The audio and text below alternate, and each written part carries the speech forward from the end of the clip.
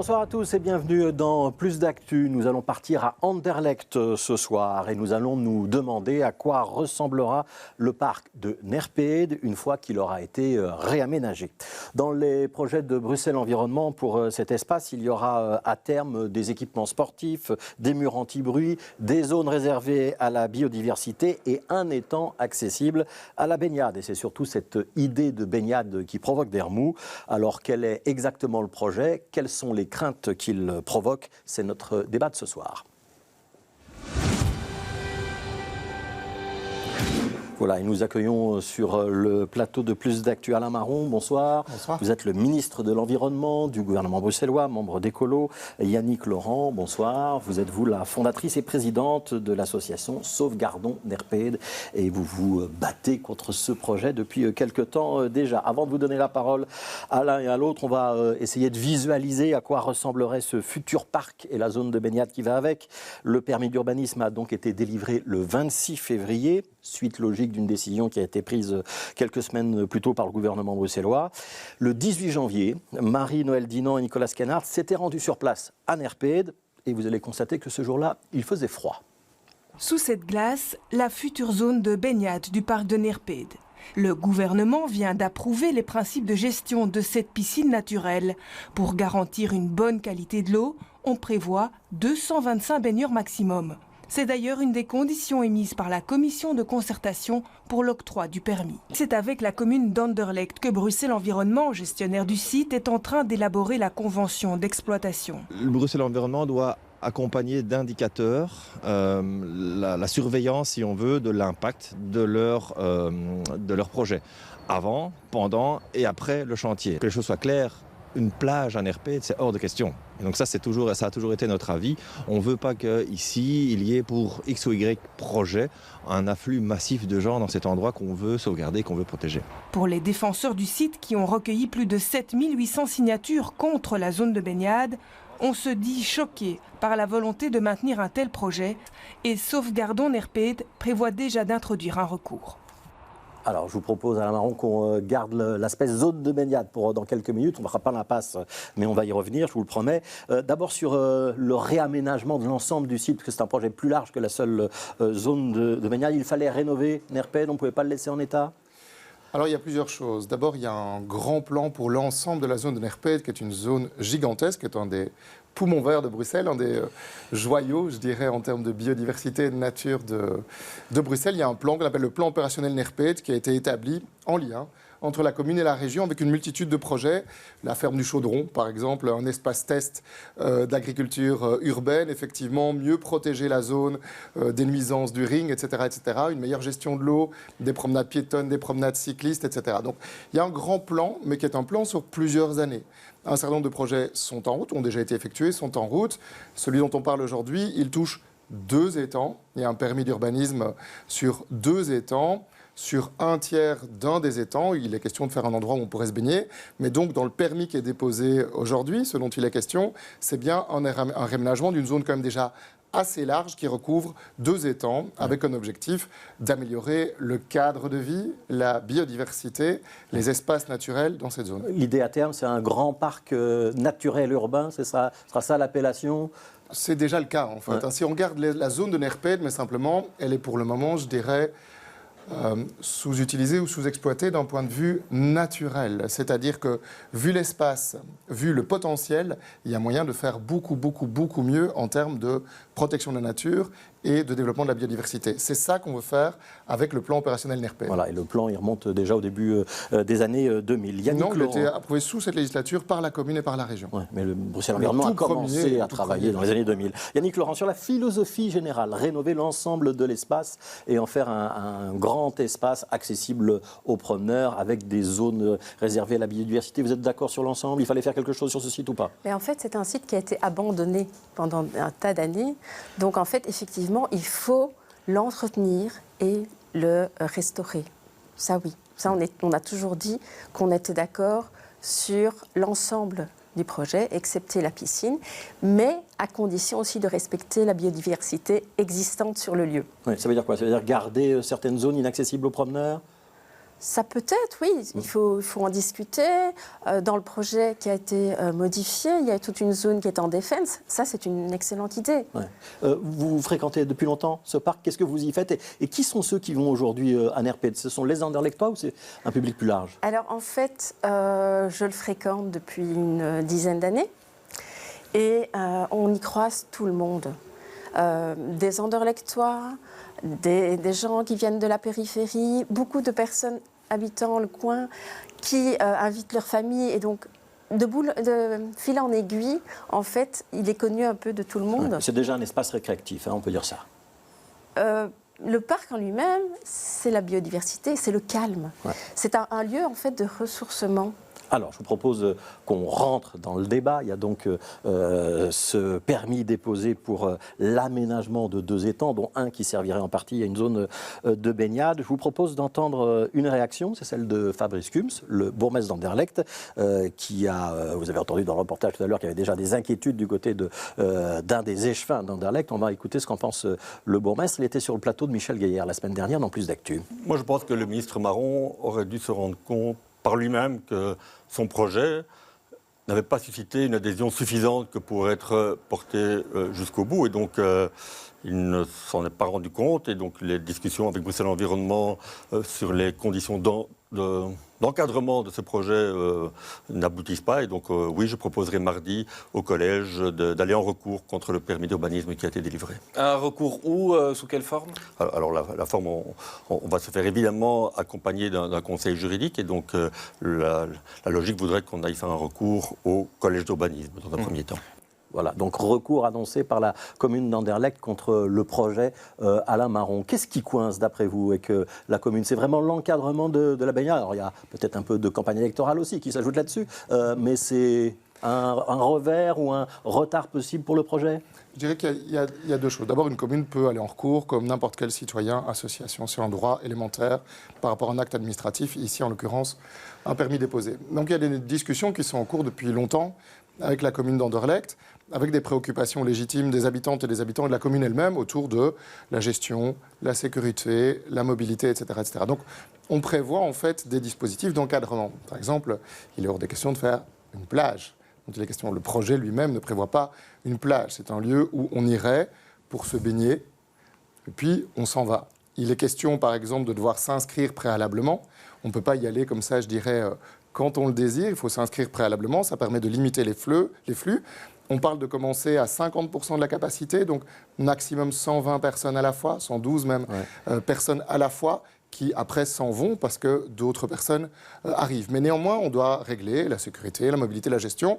J'ai confiance à Bruxelles Environnement. Bruxelles Environnement gère des dizaines de parcs sur le territoire régional, dans toutes les zones, avec toute une typologie différente, avec des populations qui fréquentent ces parcs qui sont très différentes d'un à l'autre. Et en fait, Bruxelles Environnement sait gérer la cohésion sociale dans les parcs. Pour qu'on comprenne bien, là vous parlez d'une jauge de 125 baigneurs dans un premier temps. À terme, je pense que c'est 225 dans le projet. À terme, c'est la capacité maximale octroyée par le permis. Comment on fait pour gérer le nombre de baigneurs? Il y a un comptage, ça veut dire qu'on ne peut pas rentrer sur le site facilement, ça veut dire qu'on clôture l'étang? Mais donc, la zone de baignade à proprement parler, effectivement, est protégée. Elle ne sera accessible que pour les personnes qui se seront préalablement inscrites. On ne pourra pas arriver de n'importe où autour de l'étang et y aller, tout simplement parce que la végétation empêchera l'accès à l'étang. Pour le moment, l'étang, il est bétonné autour. On va renaturer cet étang, c'est-à-dire faire des berges naturelles.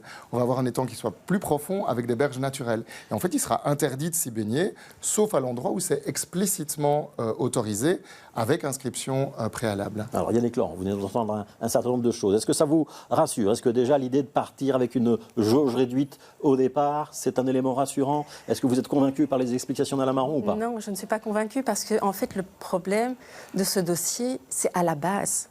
D'abord, il n'y a eu aucune concertation ni avec les riverains, ni avec tous les usagers du parc, parce qu'à savoir que nous avons quand même plus de 8000 signatures, dont 4000 personnes rencontrées sur place.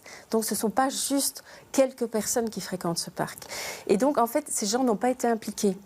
Et ensuite, quand on dit que ça ne deviendra pas une plage et compagnie, mais il n'y a eu aucune étude pour savoir ce que les gens recherchaient, en fait. Et donc peut-être que les gens recherchent tout à fait autre chose. Oui. Pour qu'on comprenne bien, ça veut dire que pour vous, on ne doit pas se baigner du tout dans cet étang? Exactement. Oui. Pourquoi?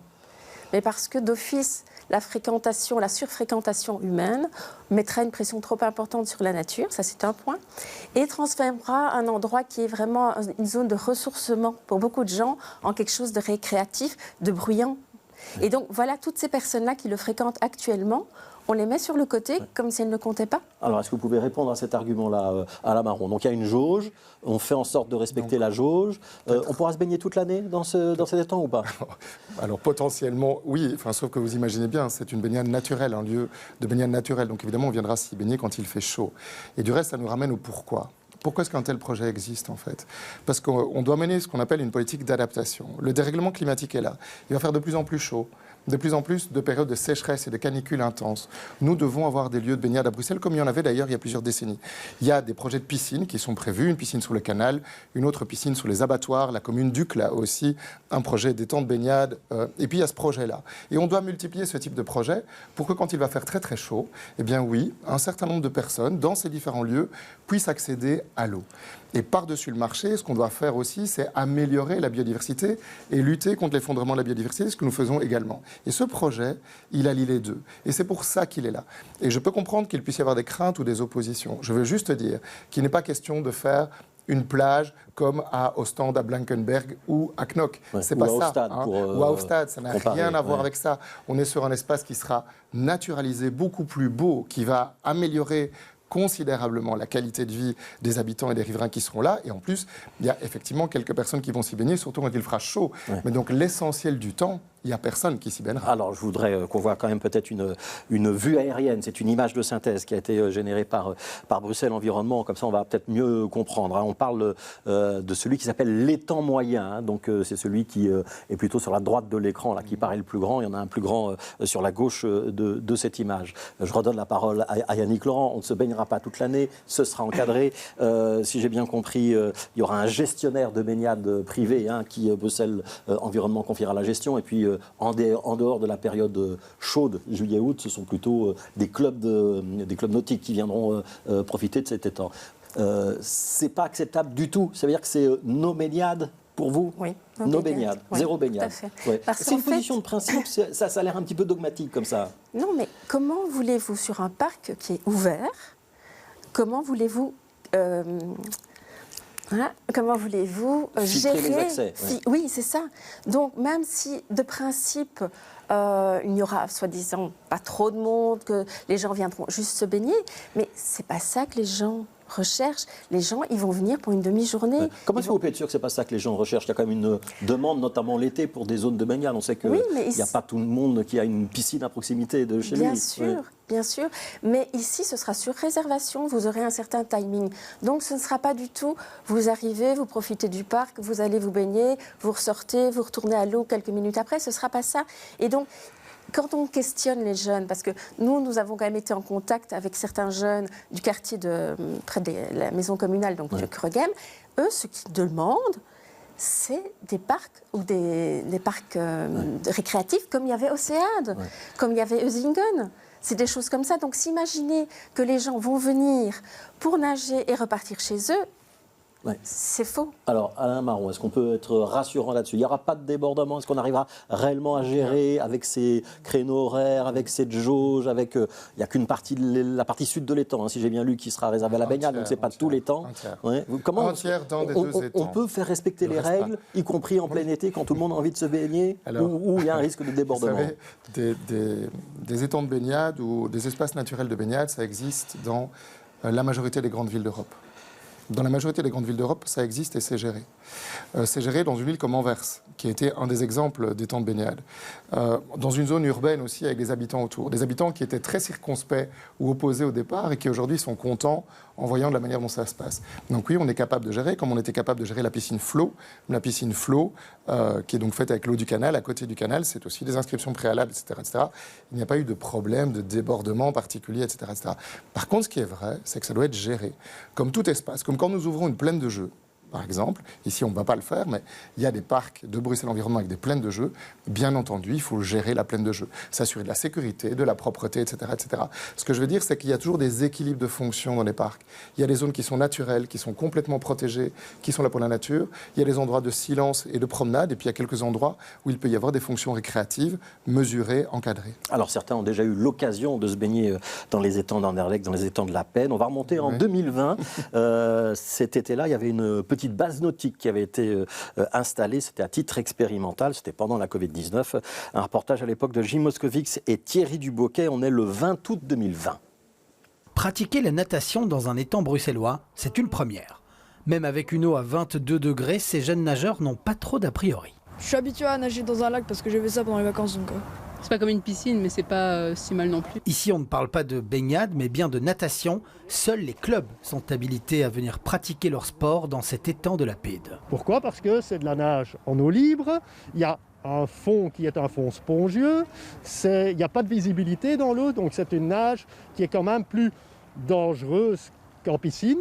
Et donc, on doit aussi assurer la sécurité des nageurs avec des maîtres nageurs en fait, qui sont là pour ça. Les professeurs de natation sont présents également pour aiguiller les nageurs dans ce nouvel environnement. Là, on est dans la nature. Donc, si vous voulez, on revient aux sources de la nature, en fait. Donc, on découvre, on nage avec les poissons, on nage avec autre chose. Après leur première longueur, les premières réactions sont plutôt positives. c'est un peu bizarre de sentir ce truc un peu mou en bas.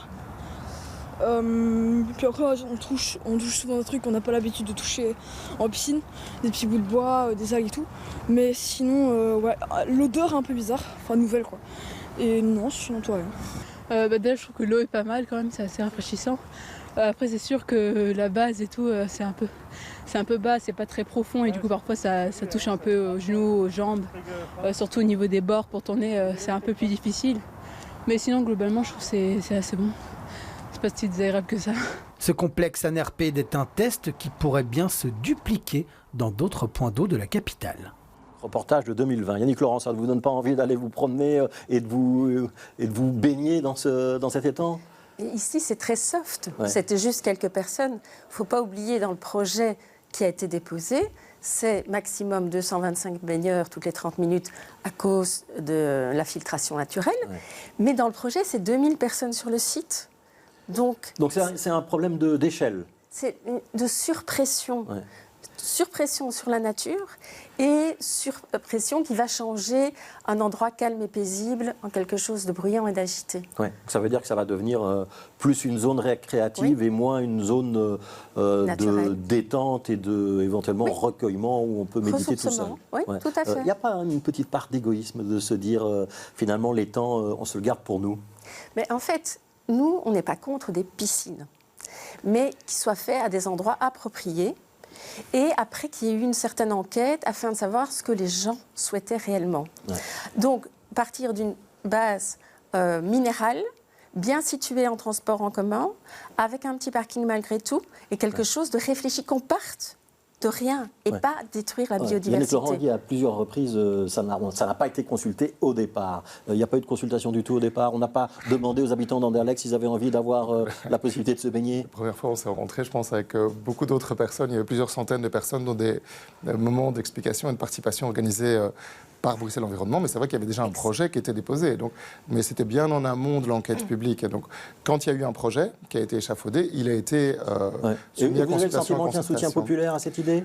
Alors, il y a une opposition d'un certain nombre de personnes qui sont représentées ici par Madame. Il y en a aussi d'autres qui, je pense, fantasment un peu sur le projet et qui extrapolent des choses. Donc il n'y aura pas 3000 personnes simultanées sur le site liées à l'activité. Si on autorise dans un premier temps 100 personnes par demi-heure ou même par heure, il ne va pas y avoir 3000 personnes simultanées sur le site. Ça ne tient pas. Le permis d'environnement ne demande pas cela. Ouais. On a supprimé dans les modifications du permis d'urbanisme, parce que suite à l'enquête publique, on a modifié le permis d'urbanisme. Il n'y aura pas de lieu autour de l'étang pour en faire une grande plage. C'est-à-dire qu'il n'est pas question que les gens arrivent avec leurs serviettes et s'installent par centaines autour de l'étang. On ne pourra pas se poser autour de l'étang sans frigo-box. Ce n'est pas prévu dans le projet. C'est-à-dire que la morphologie... Mais par les aménagements... On a vraiment un ticket ticket avec 1 heure et on est prié d'arriver 5 minutes avant? Les aménagements empêcheront en fait, et sinon l'accès lui-même à la zone pour rentrer sera, oui, circonscrit de manière claire. Ça veut dire qu'il y aura une vérification en amont avant d'arriver à l'étang. Mais bien entendu, oui. Donc il faudra montrer qu'on a réservé pour y aller. Je vous vois sourire. Donc ça existe vous à différents endroits. Mais pas du tout. La piscine sera gérée, le nombre de baigneurs sera géré. Ça, oui. Il y aura un tourniquet. OK. Il n'y aura pas de tourniquet, mais... Dans le projet, c'est écrit un tourniquet qui se bloque à 225. Le parc est ouvert. Vous ne pourrez jamais empêcher les gens de venir par beau temps installer leurs serviettes, installer leur frigo-box. C'est impossible. Ça, c'est déjà le cas aujourd'hui. Sauf que dans le réaménagement, il y a beaucoup plus d'espaces naturels qui sont prévus et des zones où les plantations, en fait, qu'on va faire autour de l'étang, empêchent tout simplement de venir. C'est pas comme quand vous avez des grandes pelouses comme au bois de la Cambre. Vous avez des énormes pelouses qui invitent en fait à venir faire son pique-nique, prendre son frigo-box et inviter ses amis. Il y a des sortes d'obstacles naturels, de la végétation qui est installée, qui fait qu'on ne s'installe pas là par centaines. Et de toute façon, quoi qu'il en soit, l'important c'est qu'il y ait du calme et de la quiétude et du respect et de la propreté. Sinon, que les Bruxelloises et les Bruxellois aient accès aux espaces verts, puissent se ressourcer, c'est bien le but des autorités régionales. Et c'est bien la politique qui est mise en œuvre par nous-mêmes et par Bruxelles Environnement. Les Bruxelloises et les Bruxellois ont droit à accéder à des espaces naturels. Oui, un mot sur la procédure, Alain Marron. Il y a donc ce recours de la commune d'Anderlecht, ça va donc être envoyé vers le collège d'urbanisme, et puis après ça remontera au gouvernement bruxellois. C'est le gouvernement bruxellois qui aura le mot de la fin. La décision, elle sera prise pendant cette législature ou c'est pour la législature prochaine? Ça dépend de la durée de la procédure et du mode de décision. Est-ce que le collège d'urbanisme prendra une décision, mettra un avis suffisamment rapidement pour que, le cas échéant, le recours vienne au gouvernement, ce qui n'est même pas automatique, en fait. Il faut pour ça que la commune d'Anderlecht envoie ce qu'on appelle une lettre de rappel, demandant au gouvernement de se positionner s'il ne l'a pas fait. Sinon, en fait, c'est la décision ou l'avis du conseil d'urbanisme ou du collège d'urbanisme qui doit être suivi. Donc théoriquement, le début des aménagements, c'est 2025. L'ouverture de la zone de baignade, ce serait 2026. On est toujours dans les temps où le projet est en train de prendre du retard. On verra ce qu'il y en a avec les recours. Ce qui est sûr, c'est qu'on ne va pas commencer des travaux tant qu'il y a des recours suspensifs qui sont en cours. Donc, une fois qu'on est vidé des recours suspensifs, alors on peut commencer les travaux. Yannick Laurent, il y a donc le recours de la commune. Est-ce que Sauvegardons NERPED en introduira un autre? Bien sûr. Bien sûr. Bien sûr. C'est déjà décidé. Ah oui. Vous continuez avec votre pétition, vous en êtes à combien de signatures? On est à 8100, mais il faut savoir aussi que pour l'instant, on est fort sur le dossier, donc on n'est pas fort sur le terrain. Mais par Internet, les signatures continuent. Est-ce que tout ce qu'a dit Alain Marron, c'est quand même de nature à vous rassurer? Est-ce que vous pourriez négocier avec lui? Si je quitte ce studio, je vous laisse tous les deux, vous pouvez trouver des points d'entente ou même pas? Mais... Je ne pense pas parce que en fait, il y a une zone qui sera en défense, ça c'est très bien. Même quand il vous dit, il y a une jauge réduite, les gens seront arrêtés en amont, on garantit la quiétude du lieu. Pour avoir une eau correcte pour la baignade, il faudra des pompes à effarouchement. Donc c'est contre la nature. Donc théoriquement, il y a un lagunage naturel qui est prévu. Mais on va s'arrêter là sur le débat. Ça, ce sera un autre aspect de la question qu'on étudiera peut-être un autre moment. Merci Yannick Laurent pour Sauvegardons NERPED. Vous avez envie de montrer un ouvrage à la caméra très rapidement. Voilà, ça s'appelle La magie de NERPED avec plein de belles photos. D'une petite partie de ce qu'on trouve sur l'étang moyen actuellement. Donc ça démontre que l'étang moyen n'est pas mort. Alain Marron, ministre de l'Environnement, était également avec nous. Je suis sûr qu'il ne veut pas que l'étang meure non plus. Merci à tous les deux. Demain, on parlera de politique flamande dans Plus d'Actu. On se demandera si le Vlaams Belang, le parti d'extrême droite, est ou pas aux portes du pouvoir en Flandre. On en débattra avec deux politologues, Delphine Nardet et Benjamin Biard. Et puis demain matin, on recevra notamment Ine van Winmersch, commissaire national aux drogues, et Claire Van de Vivereux, la bourgmestre de Gest, dans notre matinale. Bonjour Bruxelles. Merci d'avoir été là et à demain.